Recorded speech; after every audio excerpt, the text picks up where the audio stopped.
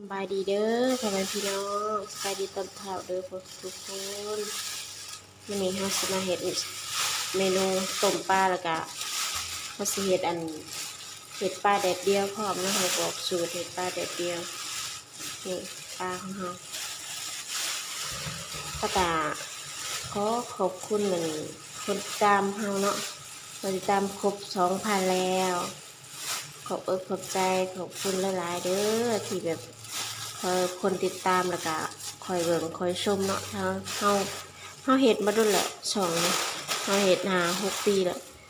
แต่ว่ายังบ่ผ่านกฎจักเทื่อดอกแต่ว่าก็เฮาก็บ่ได้ท้อเนาะเฮ็ดไปเรื่อยๆจนกว่าคนที่แบบติดตามแล้วก็เบิ่งครบชั่วโมงกฎของ YouTube เนาะทุกคนเนาะแต่ว่าขอให้ผ่านไวๆแล้วกันเนาะเพราะว่าเขาก็รอนานเลยบ่ผ่านได้เถื่อมาช่องน้อยๆเห็ดแบบกับเขาเดิมๆมันก็เลยบ่มีหนาสุดบ่มียังคนสนใจอย่างนี้แหละเราก็เห็ดไปเรื่อยๆเลยถอบ่ได้ความฝันของเราแต่สักวันหนึ่งมันจะเป็นวันของเราเนาะทุกคนเนาะเห็ดต่อไปนี่เราก็สิล้างให้มันสะอาดแล้วก็สิเอาไปต้มวันนี้เราต้มปลากินเห็ดแบบง่ายๆนะต้มปลาแบบบางๆแล้วก็สิมีปลาแดดเดียวสิไปตากแดดแต่มันนี่ตื่นประมาณบ่แดดปกตินะแดดตั้งแต่ตี 5มันนี่บดเหมือนมีแนวเขาสิมีแนวเขาสิตากแดดนะมันสิมักสิบ่แดดมือใดเฮาบ่ได้มีแนวตากนะแดดก็สั่งคนก็ได้ตรงนี้สิเปิดน้ำแห้งๆเลยนะเพราะมันสิสกปรกหน่อยจังหน่อยต้องล้างให้สะอาดเวลาไปต้มน้ำบ่ขาวนี่เรียบร้อยส่วนอันนี้เครื่องเฮาสิอันนี้ไปใส่ต้มปลาเฮาเนาะอันนี้ตะไคร้ผักขะแยงแล้วก็บักพริกพอเฮาสิตำแจ่วพร้อมนะส่วนนี้หอมแดงอันนี้สิเฮ็ดหมักปลาเนาะรากผักชีนี่ปลาที่เฮาสิไปหมักเห็ดแดดเดียวเนาะเฮาคั่วไว้แต่เมื่อวานนี้แต่เฮายังบ่ได้หมักเครื่องปรุงเนาะอันนี้ประมาณ1 กิโลนี่แหละนี่เฮาคั่วเรียบร้อยล้างทำความสะอาดเรียบร้อยเดี๋ยวเฮาสิไปต้มปลาแล้วมันนี่ข้างหม้อก็นะว่าหม้ออาจสิใหญ่แน่หม้อน้อยเฮาบ่ว่างนะต้มน้ำขิงไว้อยู่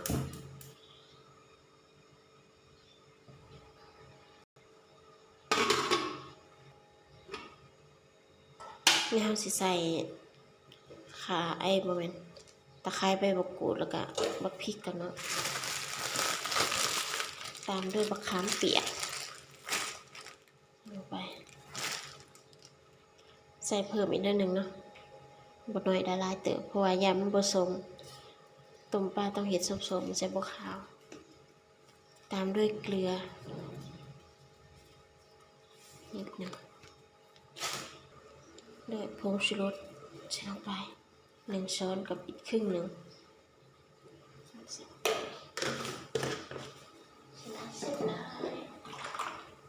แล้วน้ำปลาแดงเนาะใส่น้อยเดียวต้มปลาอย่าใส่หลายเด้อเรามันผลเราค่อยเอาปลาลงนะปิดไว้ก่อนถ้าแดนหม้อเฮาก็ผดแล้วเนาะอันนี้หอมแดงเนาะปอกใส่ทีหลังก็ได้เอาปลาลงน้ำมันผดแล้วใส่ลงไปเลยจ้า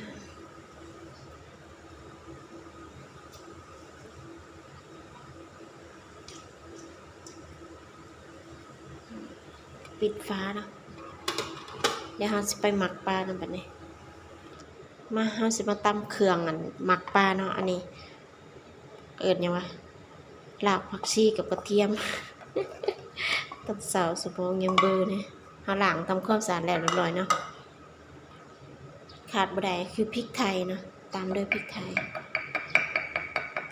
ไปเยอะๆจะได้หอมๆเครื่องปรุงเฮาก็มีแต่2อย่างเท่านั้นเนาะเกลือแล้วก็แป้งนัวกับจุบใส่เกลือลงไปนะเกลือ1 ช้อนน่าจะพอแล้ว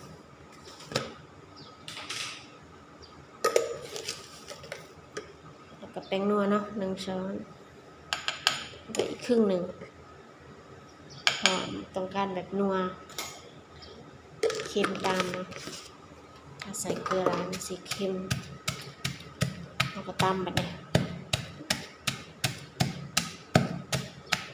ตำเครื่องหมักนะคะ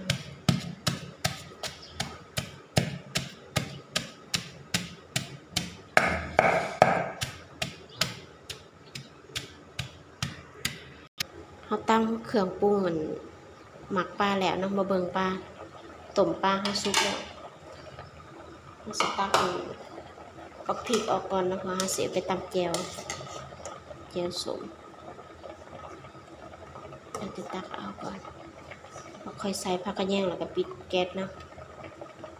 ว่าปลาเรามันสุกแล้ว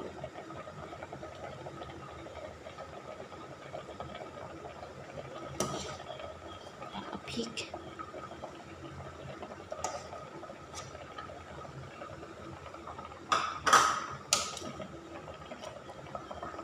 เขาตักบักพริกออกไปเลยเนาะเขาก็สิใส่ผักกระแยงลงไป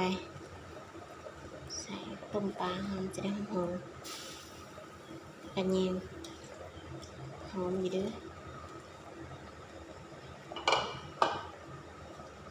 ปิดฟ้าเนาะแล้วก็ปิดแก๊สได้เลยเพราะปลาเขาสุกแล้ว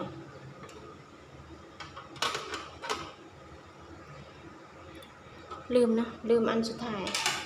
ก็คือต้นหอมผักชีที่เราหั่นไว้กับหอมเปรย์เนาะมาใส่เลยมันจะได้หอมเราหั่นไว้แต่เราลืม จะได้มาใส่แล้วเรียบร้อย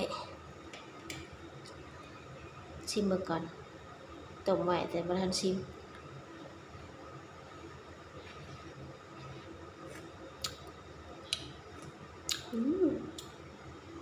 สมแซ่บตักน้ำต้มไว้ใส่แก้วเนาะแก้วที่เราเตรียมไว้ใส่ต้นหอมเครื่องของเราชิมเบิ่งเนาะมันสิออกเค็มโดดไปหน่อยก็ได้เพิ่มน้ำตาลนิดหนึ่งเนาะใส่ช้อนเดียวพอเพราะเราบ่ค่อยมักใส่น้ำตาลกันในเวลาหมักปลาแต่ว่ามันออกเค็มโดดใส่เกลือหลายเพราะว่า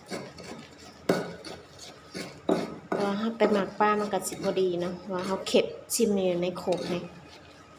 มันจะออกเค็มมาตัดเค็มน้อยหนึ่งเนาะแตะเบิ่งนัวเค็มหวานๆนิดหนึ่งพอเนี่ยเดี๋ยวเราสิไปใส่ปลาแล้วตักออกใส่ปลาเรานี่ปลาเราตักออกใส่เลย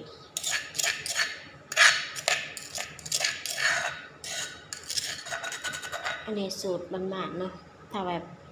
เห็ดแบบที่เขาเจ้าเห็ดขายนะใส่ซีอิ๊วใส่มันหอมมันห้อยเคยบ่มักเคยก็บ่ได้ใส่เนาะเราสิมาคั่นเครื่องปรุงเขาเนาะเนี่ยใส่ถุงมือบ่มีถุงมือเขาเอาถุงแกงกันถุงห่อนถุงพลาสติกติดถุงนี่แหละกระยาเพราะมัน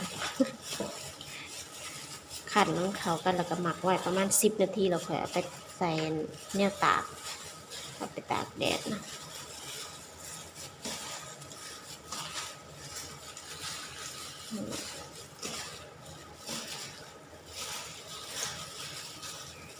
ปลาก็มีตัวใหญ่ตัวหน่อยผสมมาแค่นี้แต่ก็ตัดหัวคั่วไว้เรียบร้อยนะเนี่ยมามีแต่มาผ่าล้างแล้วก็ล้างทำความสะอาด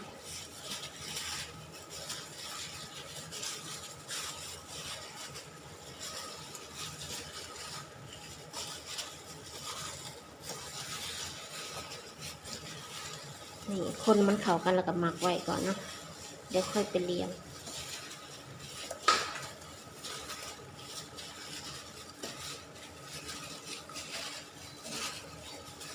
หอมเลยแต่ในหอมมันกระเทียมของมันรากผักชีพริกไทย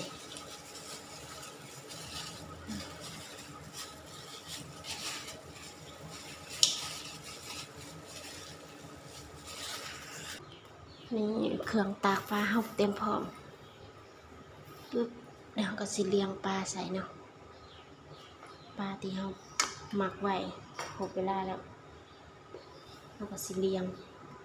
เฮาสิเอาตัวใหญ่ใส่เทิงๆนะเพราะมันจะได้แห้งไว้ส่วนตัวน้อยๆสิใส่ไว้ดังลมถ้ามันเต็มถ้ามันบ่เต็มก็พอดีเลี้ยงไปเลยจ้า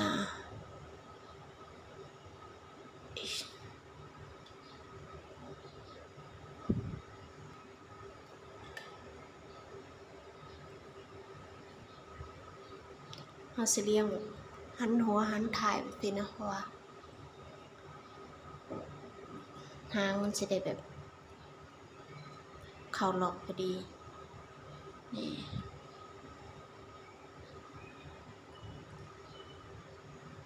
ใส่ลงไปเลยจ้า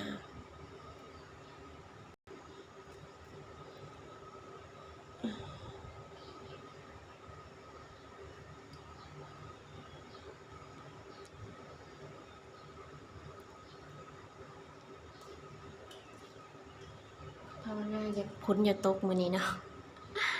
ถ้าฝนตกนี่เน่าแน่ใส่ลงไปเลยจ้า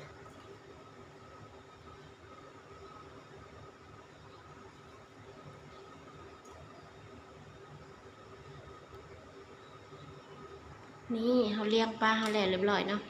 แล้วก็สิไปตากคลิปนี้ก็อำลาพระจากไปเพียงเท่านี้เด้อฝากกดไลค์กดแชร์กดติดตามเพื่อบ่พลาดคลิปใหม่ๆไปแล้วสบายดีนี่บัดมันแห้งเดี๋ยวสิอัปเดตให้เบิ่งเนาะ